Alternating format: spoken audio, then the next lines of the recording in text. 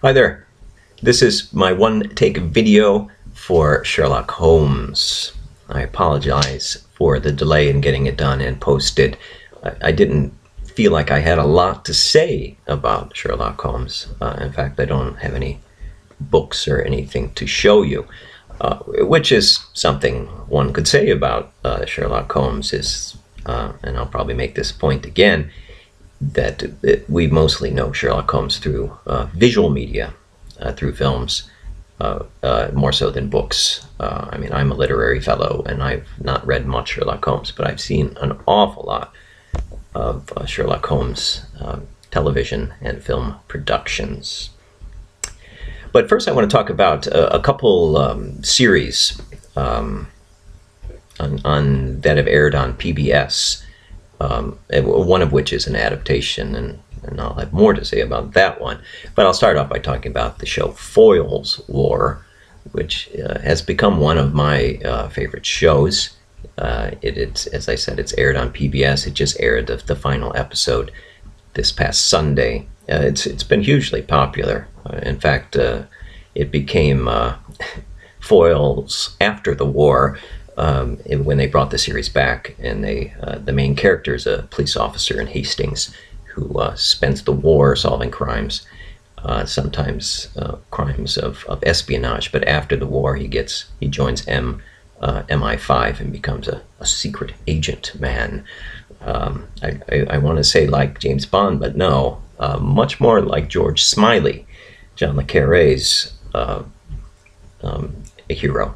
And Tinker Tailor Soldier Spy was featured that particular detective. So I very much like television detectives, and I'll be saying more like Sherlock Holmes in various incarnations.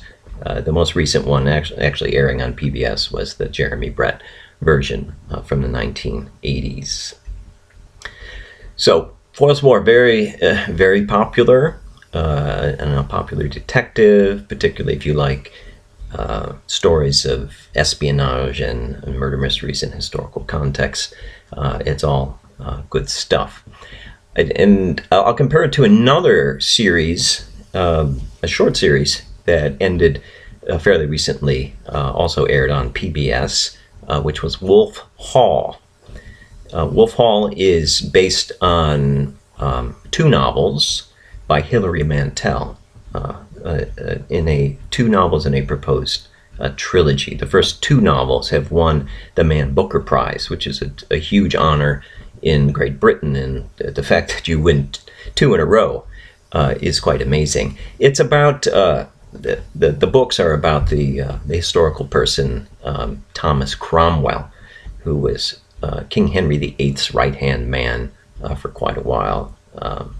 Helped King Henry VIII get rid of Catherine Aragon and bring on Anne Boleyn, and then he was also responsible for getting rid of Anne Boleyn.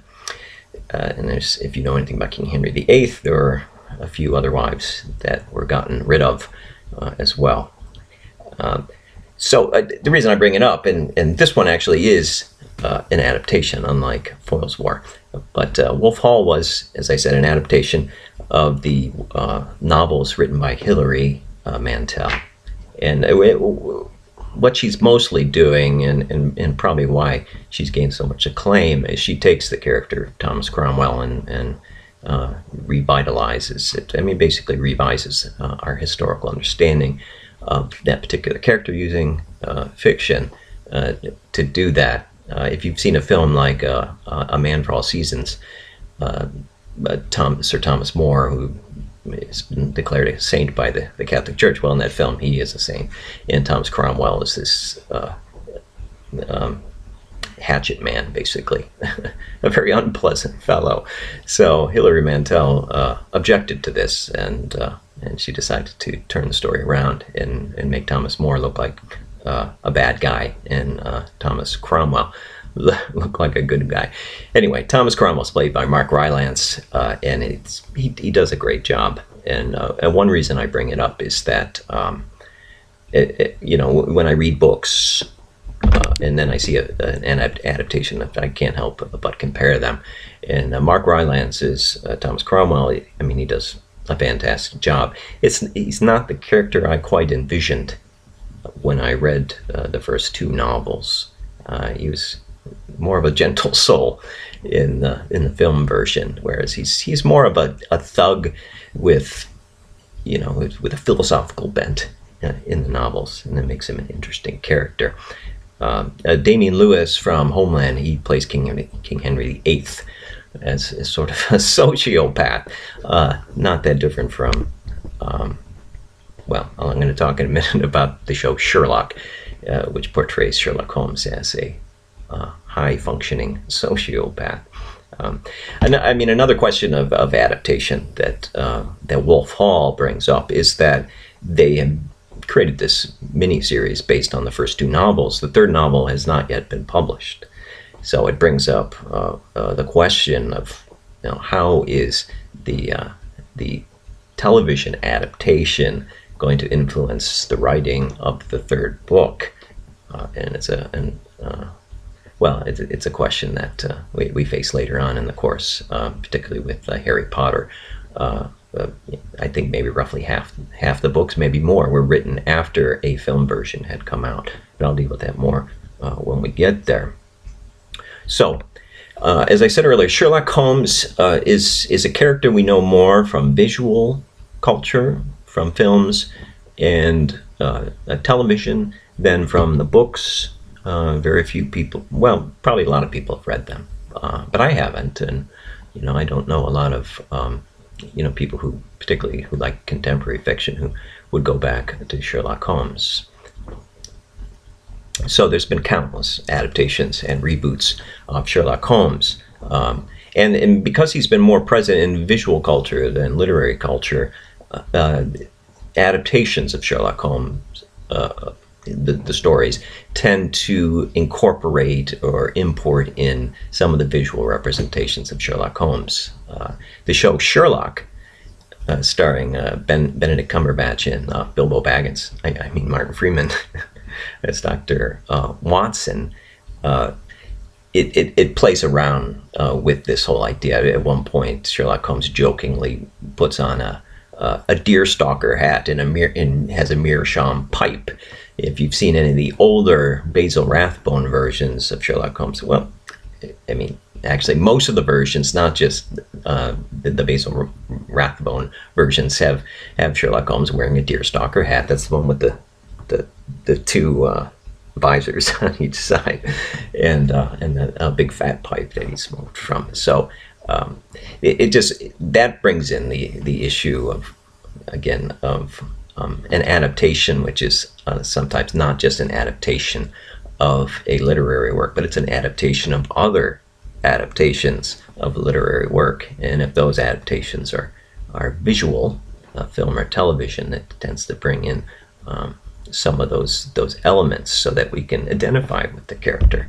And in Guy Ritchie's version, they do some of that in terms of some of the paraphernalia of the Sherlock Holmes adaptations comes in.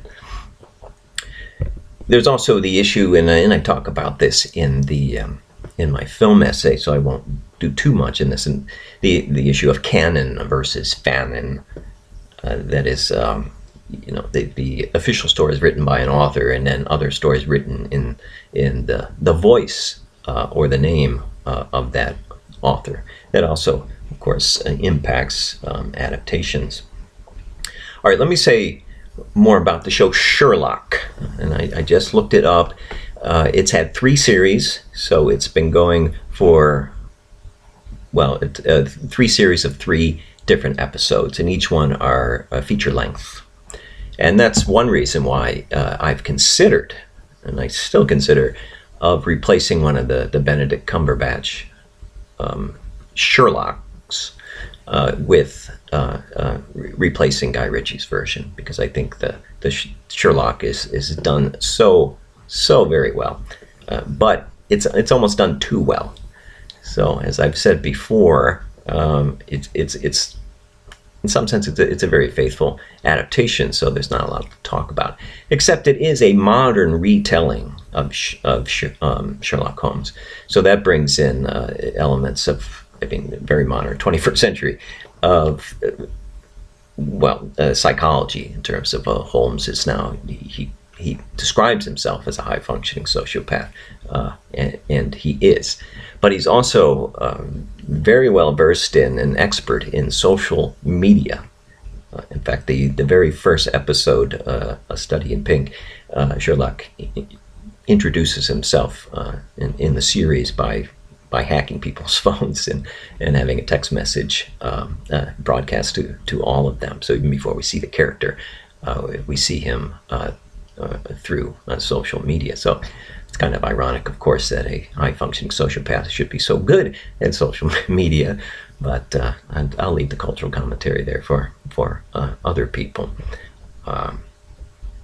It does raise the question of something that maybe I don't address enough, that in the description of this course I talk about how we look at the films and we look at the social media reception of these films, and you do that in your writing in terms of your online research, and I'll be posting some of those soon, so you can see what you've been finding. So that's all. It's all good. Let me just talk a little bit more about another modern updating of Sherlock Holmes, and that would be Elementary, the CBS crime drama. And I like it. It has a similarity in that Benedict Cumberbatch in Sherlock plays the lead, and then Elementary, even though it's set in New York City, Sherlock's played by a Brit, in this case Johnny Lee Miller. So that in some ways the voice, the British accent of Sherlock Holmes has been preserved and has been thought to be an important part of his presentation and his character. I don't like Elementary as much as Sherlock, in that Sherlock, in very idiosyncratic ways, they try to adapt works by Arthur Conan Doyle. For instance, the very first story that about Sherlock Holmes that Conan Doyle wrote was A Study in Scarlet, and the very first Sherlock episode is entitled A Study in Pink. So in some ways, updating Sherlock Holmes included updating Scarlet to Pink. But at least they make the attempt, and if you look at all the episodes, they're loosely based, at least, on a Conan Doyle story, as opposed to Elementary, which just takes the character and plugs him into police formula drama, often involving serial killers, which it bothers me. I don't like serial killer plots. I find it to be narrative laziness, and also it points to sort of murder inflation in television and film, in that the original Sherlock Holmes, oftentimes a murder is not involved. Sometimes it's blackmail, sometimes it's something else. But if there is a murder, it's usually not more than one person. Whereas in the film, Guy Ritchie's version, and in Elementary, there's, as I said, sometimes serial killers, which for me is not being faithful to Conan Doyle, and it's just bad television. But anyway, I'm actually getting along. It's like 13, almost 14 minutes here, and I've been talking about nothing. Okay. Yeah. All right. So I already mentioned that the issue of voice, and that Sherlock's voice being must have a British accent. So it's of course it's easy to put a voice on film, but it's a little harder to represent a writer's voice on film, and that's an issue we've been talking about and we'll continue to talk about.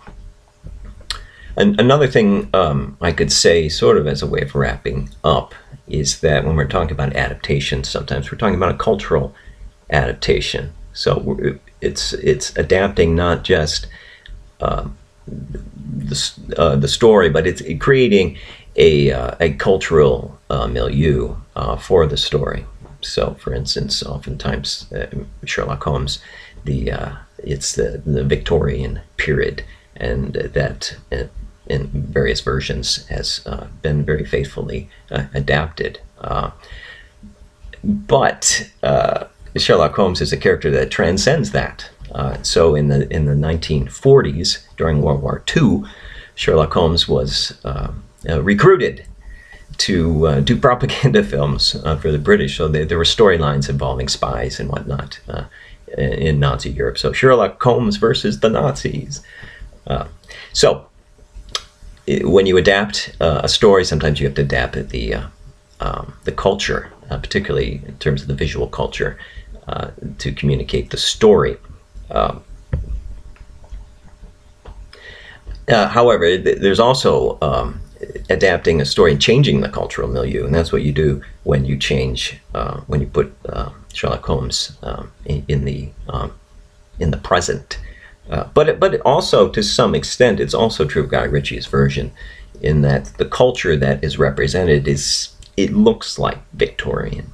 It's more like steampunk Victorian, but it's not Victorian. It's our time and place. Particularly in the violence, it reflects our cultural milieu, and that also is part of an adaptation, as well as adapting a story to the current period, at least in its themes, to make it relevant to people. All right, 16 minutes. I'm going to stop and go on to the next video.